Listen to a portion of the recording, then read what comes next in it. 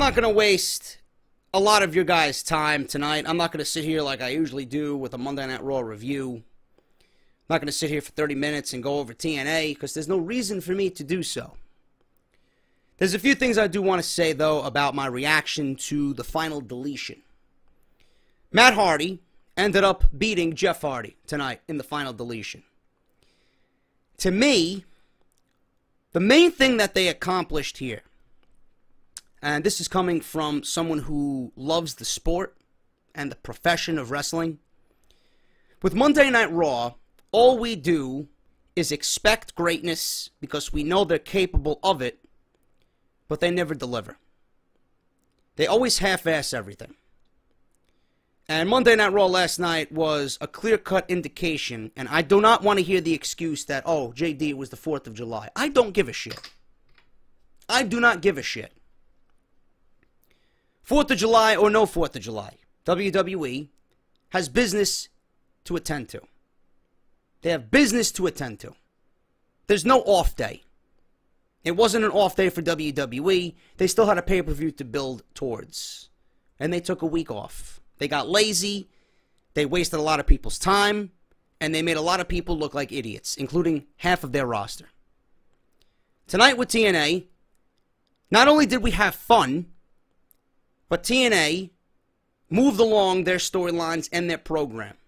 And they built hype for their program through Jeff and Matt Hardy once again. That's the difference between Raw and TNA. Especially Raw last night and Impact tonight. Now with the Final Deletion and this whole Matt Hardy-Jeff Hardy feud, it's taken me, who does not watch TNA programming at all, up until about a few months ago. I haven't even watched TNA since Slammiversary. And the only reason why I watched this show tonight was because of Matt Hardy. And I mean this in no disrespect whatsoever. Matt Hardy was always number 2. Absolutely no disrespect whatsoever. Jeff was always labeled as the guy in the Hardys. And that's a fact. Both talented fucking guys. Both talented. Jeff Hardy was always labeled number 1. He was charismatic. He had the makeup. The women went fucking crazy over him. The guy would do a high-risk spot and not have a fucking care in the world. He would risk his life for the sake of the fans. Everybody loved that. Matt was always number 2. And Matt was talented in his own right. He was part of one of the greatest tag teams in WWE history. Matt really never stood out on his own in the Hardy Boys. It was always Jeff. Jeff went on to win world titles. He won the WWE title. Matt Hardy never achieved that type of fame. Now, it's taken him up until 2016 to finally separate himself from Jeff. And I said this on my Slammiversary review. Matt got me into this storyline. And Matt really, he made me appreciate what it is to be a wrestling fan. And to have fun when watching the show. I see what Matt Hardy is doing, and he's enjoying himself. He's living the character. He's putting all his energy into making this work because he's having fun. It looks like to me TNA is just letting them do whatever they want to do for the sake of entertaining their fans because they have nothing to lose. They would never be given this much freedom in WWE. Never. Never. And I hated this storyline. I laughed at it. The reason why I laughed at it was because I was always pro WWE. And everything outside the WWE bubble, I always mocked or laughed at or turned down. And for months, you guys have been saying, JD, open your eyes to a Ring of Honor or a Lucha Underground or a TNA. TNA's been good. Give it a shot. I did give it a shot. I spent fucking $40 on Slammiversary. I enjoyed myself. Haven't watched the product since. I didn't even know there was a Final Deletion up until about a week ago. Everybody was hyping Final Deletion. I'm like, you know what? I'm going to fucking review Final Deletion. I'm going to watch Final Deletion. Because I love what Matt Hardy is doing. He's turning in the best work of his career.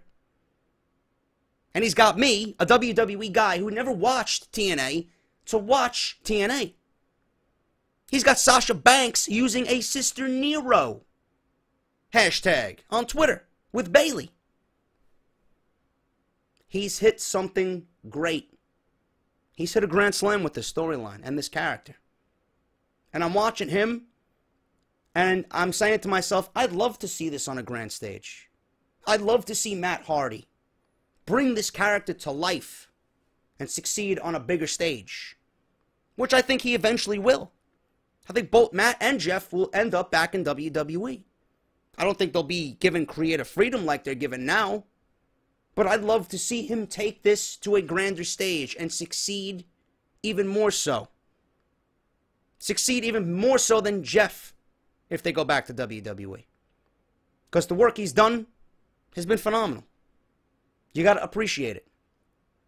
TNA tonight made me really believe that there still is fun in professional wrestling. WWE is way, way overproduced. Overproduced. They don't have fun. I'm not having fun. We're not having fun watching it. Too many mistakes. Overexposure of the product. And for the people that go in that ring on a Monday night and do what they usually do, they're not even having fun because they're not being given anything to work with. How can you have fun if you're not enjoying the material you're given to work with?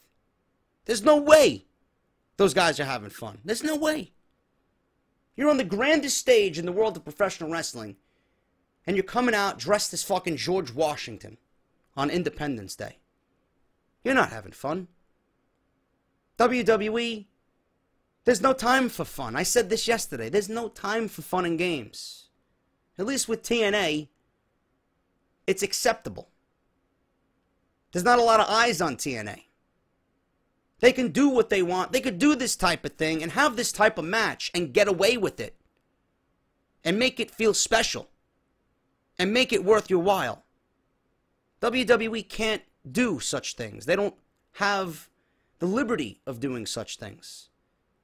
Because all eyes are on them to deliver a good product. And they simply are not doing that. The Final Deletion tonight made me have fun. Not one bad thing I have to say about TNA. It wasn't a great show.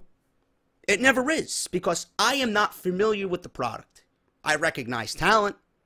A lot of those X Division guys, I'm saying to myself, a lot of those guys I could see in NXT. I could see a lot of those guys in NXT. A lot of those guys could be molded into the next big thing in NXT.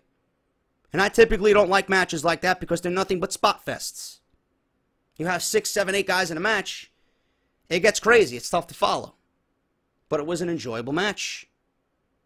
And those guys, all of those guys worked hard. You know? The women tonight, they used more weapons in a street fight than Brock Lesnar and Dean Ambrose did at WrestleMania 32. It was more hardcore tonight with those two women compared to Brock Lesnar and Dean Ambrose. What the fuck does that tell you? It means WWE does not take any risks when it comes to their big talent to produce something special. Mike Bennett reminds me, vocally at least, the way he delivers his promos. Very similar to CM Punk. He's probably the best thing on their fucking programming right now. He's great. Maria's great. I wish they would have jumped to NXT. That would have been phenomenal. EC3, making a name for himself. Drew Galloway. WWE let him go, and that was a huge mistake. You know? Eddie Edwards won the X Division title tonight. They're already hyping a title versus title match for next week's show, Destination X. Lashley putting his title, the world title, on the line versus Eddie Edwards, who just won the X Division title tonight from Mike Bennett in that big X Division match they had to open the show. At least they're generating some interest and hyping the show before next week. WWE doesn't even take those simplistic steps to build Monday Night Raw. And then you had Matt and Jeff Hardy. They got me watching the show, and that's a fucking success in itself. They got me watching 2 hours of fucking Impact on Pop TV. That's a success in itself. The match itself with Matt and Jeff, I don't want to sit on here too long because I typically don't review TNA. I dabbled here and there with some Lucha Underground the last couple of weeks. Some of you guys have recommended me some matches. And the way Lucha Underground works, they're not produced like everything else is produced. They're their own beast. They're their own entity. They don't produce their shows like a traditional wrestling show. It's more of like you're watching your favorite show, your favorite drama, your favorite action-adventure show. It's more like a TV show at the temple. And Lucha Underground, and the reason why they are so out there is because they're so different. And the reason why they have such a loyal fan base is because they are different. And tonight's Final Deletion really had that Lucha Underground feel. Not completely, but it was raw. It was raw. And it was produced not like a wrestling match, but like a theatric fucking show. Like a drama. Like you're watching the season finale or the series finale of your favorite fucking program. They had the epic music playing in the background. Everything was set up nicely. The lighting, the environment. They were in the fucking woods somewhere out in Cameron, North Carolina. They had these big floodlights surrounding the ring, surrounded by trees. There was candles in the fucking dirt surrounding the ring. It just had this epic feel to it. And you gotta appreciate that for what these guys have done with this storyline. It's fun. Backyard wrestling. We all fucking used to mimic the WWF back in the days. Backyard wrestling. This was backyard wrestling the way we all envisioned it, the way we all wanted it to be. This was great. The environment and the lighting and the scenery was just great. It fit the Final Deletion hype. And Matt and Jeff Hardy, listen, it wasn't the best match in the world. It went a little bit too short. It was a little underwhelming to me. It could have went another 15 minutes. I could have watched these guys for another 15 minutes. They should have went over the 11 o'clock hour. Pop TV should have let these guys go to make it more epic. To give it that real big fight feel. They overdid the theatrics just a little bit. I wish they would have cut back on that and give us some genuine, real wrestling production with this big match, this Final Deletion match. It was all theatrics. But that's not taken away from anything that happened. We still had the big spots. We still had these guys beating the shit out of each other. Kendo sticks, twists of fate. Jeff Hardy at one point put a ladder in between the second turnbuckle and climbed one of the fucking trees that was surrounding the ring, and he jumped off the fucking tree like a spider monkey. Climbed the tree. Had to be at least 50 feet in the air. Guy does a fucking swanton bomb off the tree onto Matt Hardy. You could physically see the bruising on his back, and then Matt gets up, kicks out, grabs a steel chair, and hits Jeff in the back where he just landed. And then he goes out to the ring and grabs fireworks. Some type of bazooka-looking firework and starts spraying. Knocks out all the lighting. Fucking Jeff Hardy is taking cover. He's fucking shielding himself with the top of a trash pail. He's trying to hide underneath the ring, and Matt is stalking him. "Oh, brother Nero," he yells out. And Jeff, in the meantime, while Matt was stalking, grabs his own bazooka-like firework, starts spraying, chasing him towards the water. Matt, the only fucking safety he had was hiding in a canoe. And then all of a sudden, someone dressed as Willow comes out of nowhere. I thought this was Jeff, who ran away, scurried away, and came back as Willow. Some guy was dressed in Willow with a mask, choking out Matt Hardy. He got the shit kicked out of him. He got tasered.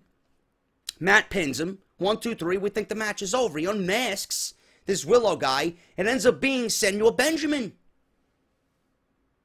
And then the match continues onto a landfill, a fucking grave-like area that was dug, a big pit.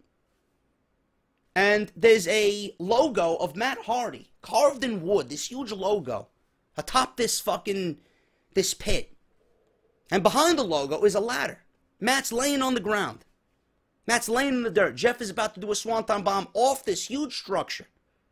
And all of a sudden, the whole thing goes up in flames. Jeff scurries off the fucking ladder, falls, lands in the dirt, is knocked out. The referee counts 1, 2, 3. Matt deletes Jeff Hardy. And they go off the air. Matt is standing in front of the Jeff Hardy logo as if he's just crucified Christ. And they go off the air. Now, I don't know if this is the final deletion or not. The ending was kind of anticlimactic. I would have loved to see more. I would have loved for them to tone back the theatrics just a little bit and offer a real solid wrestling type production, you know? But I can't complain about it. I can't complain about it. TNA took something that everybody scoffed at and they made it into something that everybody can't wait to see. They really made tonight fun. And wrestling is supposed to be fun. And I appreciate that. Compared to what we got with Monday Night Raw, tonight blew everybody away. And that says a lot. And that's all that they can do. TNA, all they can do is strive to get better. And with Matt Hardy living this character and using his talents to make this shit work, to generate hype, to generate interest, and get everybody doing the Brother Nero thing, he will find success and continue to find success long after TNA. This was great. Matt Hardy has been great in this role. Jeff Hardy has been great, and you can see that they're having fun. And that's all you can ask, man. Wrestling is supposed to be fun. TNA, Matt Hardy, Jeff Hardy, and the Final Deletion brought back fun for at least one night to professional wrestling. That's my review. Hope you guys enjoyed it. Let me know what you thought about Final Deletion between Matt and Jeff Hardy. And I'll see you guys right back here on my channel with more great WWE content throughout the week. I'm JD. Check out my video from earlier today. Brock Lesnar's Summerslam opponent revealed. Who is it? We'll find out, man. Thank you guys for watching. I'll see you guys later. Have a good night.